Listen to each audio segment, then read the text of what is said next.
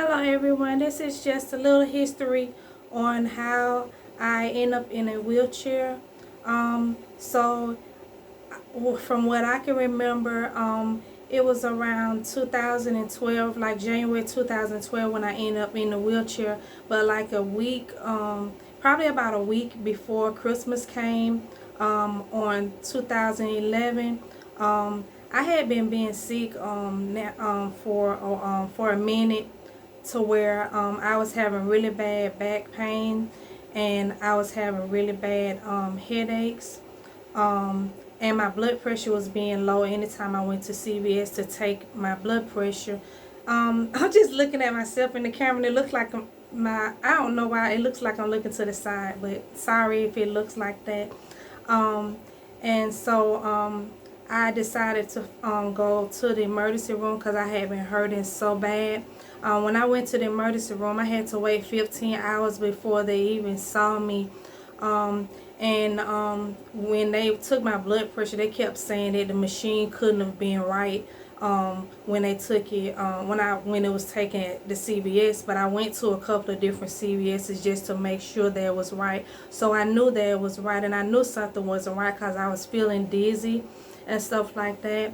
So finally, when they saw me, they were just acting like they really didn't want to do anything to help. But I was able to talk them into finally like getting me an appointment to go to the lupus clinic. So I had to wait, like they set the appointment for like 6 months out, and then they just gave me the same medication that I have already been taking ever since I was a little child, and I kept telling them that it doesn't help. So the pharmacy was open, so I went on and got my medicine from the pharmacy. And then when I got home, I was walking to go up my stairs in the inside of my townhouse where I used to stay, and I tripped, but I didn't fall. And then, like maybe probably about an hour later, it seems like I was stuttering just a tiny bit, and my sister was like, "Why are you talking like that?" And I was like, "I don't know," but it was just stuttering just a little bit. It wasn't a whole lot. So probably like a day or two later, I was going to the lupus support group meeting at the hospital where I was supposed to go back to in 6 months. And so when I went there, the lady at the lupus support group meeting, she said that she knew that that wasn't how I talk, because me and her talking on the phone sometimes. So she was like, "Hold on, let me go get the doctor, or ask the doctor what to do." So when she tell the doctor what was going on, he tell her to tell me to go back downstairs or either go to a different hospital that he was up under. It was going to be the doctor that I would be seeing, because he was like, something has to be wrong. And so I did that. I went to a different hospital though, because I wasn't going to wait 15 hours again for people that really didn't care anyhow. And people just should treat others like they want to be treated, but I guess that's not how it works all the time in this world. So I went to another hospital, and when I get there, they see me, and they was really nice. And they was like, "Something's not right. You said you didn't used to stutter." And I was like, "No, I didn't used to stutter." And I keep telling them that my blood pressure is low, and they won't listen to me. So when they took my blood pressure, it was low, exactly like they were saying. So they was like, "We're gonna keep you in the hospital to run tests." And they immediately started running tests on me, like even when I was still in the emergency room. And so the next morning when I wake up in the hospital, I can't walk or I can't talk. I was just really bad slurred speech, to where nobody understand anything that I'm saying. And I could stand up, but I can't walk right at all. So they kept running tests and stuff like that, and they tried to make it, like doctors that was there, they try to make it seem like, oh, maybe it's just something mental, whatever. But when I finally did, from that part about the mental thing, I was like, about that part right there, when I finally did get approved for my disability, it showed in my records that the doctors had said that it was my lupus acting up, but like different doctors, they would send like a different doctor or whatever in there, and they just, I guess they didn't want to do anything, the people, once they put me in the hospital. But the people downstairs was nice. And so when they had like a psychiatrist to come see me, she was like, nothing is mentally going on with her. You can clearly see that it's something physical, it's something wrong with y'all. So they just keep me in there for days, and they had a I can't think of what you call that, but they come talk to me so I can get, like, try to get a wheelchair and stuff like that. Cause I went home with a walker, but they had to push me out to the car with a wheelchair. So when I got home, I have to crawl up my stairs to get in my bedroom, cause I couldn't do anything else. But I'm such a strong person. I just didn't want to give up. So I was like, it maybe be some people that will come by and see me, and I just wanted to clean my bathroom. So I crawled on the floor to clean my bathroom. And so that's all I wanted to say, exactly what happened to me. And so like I said before, I have lupus, rheumatoid arthritis. I have dysarthria, which is a speech disorder. I have occipital neuralgia, fibromyalgia, bursitis. I can't think if I'm forgetting anything else.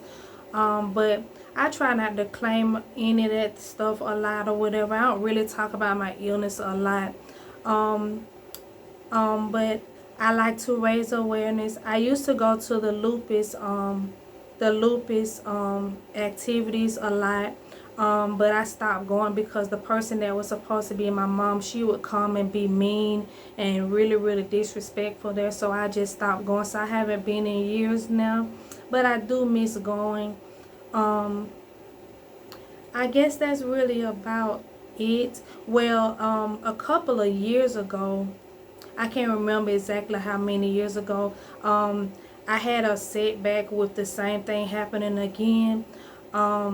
Where the side of my face was hurting really, really bad, and my head was hurting so bad, and my back was hurting really bad, and I was hurting so bad to where I was like, I see how it feels when people kill themselves because they're in so much pain. That's how bad I was hurting. But I said I wouldn't do anything like that. But that's how bad I was hurting. I never hurt that bad. It was like, oh my God, this pain is excruciating.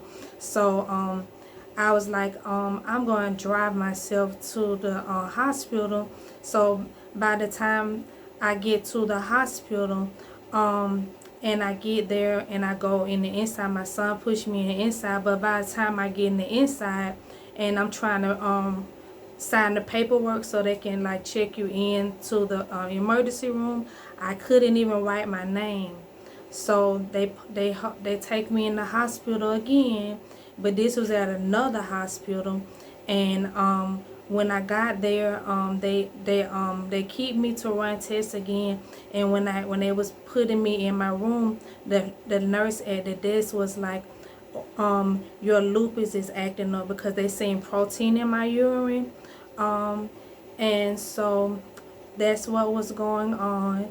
And so when I came home, I had furniture back then. I don't really have furniture now, but that's fine. But I had to have somebody to help my son to move certain things, because I couldn't get into where I needed to get in.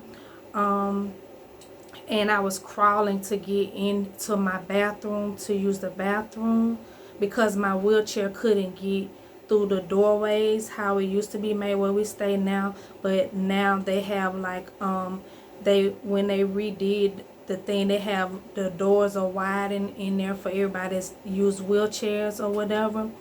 But it's still not a good place to stay. They just don't like people. But I just wanted to tell exactly how I ended up in a wheelchair. working on. I still have my push wheelchair. I used to have that real big bulky wheelchair they gave me a long time ago, but it stopped working a long time ago. But anyhow, my little sister and my son used to have to pick it up, and it have those two batteries in, so it used to be so heavy. So I end up getting like the scooter wheelchair, and I've had a couple of them. This one that I have now, the company that I got it from, they have gone out of business, and I was wondering why I couldn't get in touch with them to get my chair fixed, but they're gone out of business.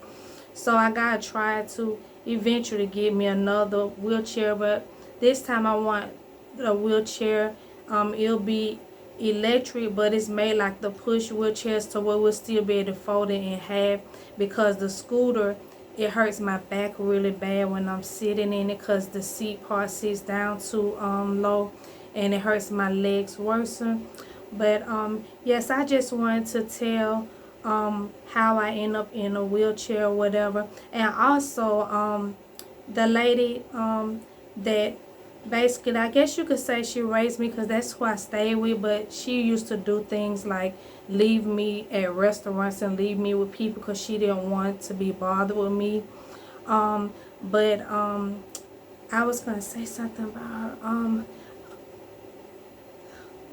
Oh, when I end up like this, when I end up in the wheelchair in 2012, she was being really mean, because I don't know, she was just like picking at me because I was in the wheelchair and stuff. So I wouldn't let her go with me to the doctors, and any time she went in the house, she would tell the doctors stupid stuff like lying on me or whatever. And I don't know why she acts like she acts. I just pray and ask God to change her. But I guess it seems like after a certain time, like, people are never going to change. Like, because it was this guy that was sent to me, and I didn't know that he was married, because he lied to me. And she was like, I'm in a wheelchair because I dated him or whatever. And I was like, how is that when y'all are the one who sent him to me, you know, whatever, her and my dad or somebody in the family did it. I don't know exactly who, but I think it was her and my dad from what we found out. And so I was like, it doesn't make any sense that you would say something like that when you have an illness that you can't even get rid of. And I would never say anything like that to you. And I was at my grandmother's house when she said that, which is my dad's mother's house. My grandmother had said that she said that to me. So I was crying in the bathroom, and I couldn't even stop crying because it hurt my feelings so bad. Because at that time I wasn't remembering that she wasn't my mother, but now I remember, and I'm so glad that I remember, because I kept fighting and fighting for a relationship with her, trying to make her like me. And now I haven't talked to her in years, and I'm so happy and I'm grateful, and I don't go through a lot anymore with her. I feel more at peace, because when I was trying to make myself be around her or do what people were saying, just be nice or whatever, I found myself having a lot of like chest pains or anxiety, and I know that that's not good for my health anyhow. So thanks so much.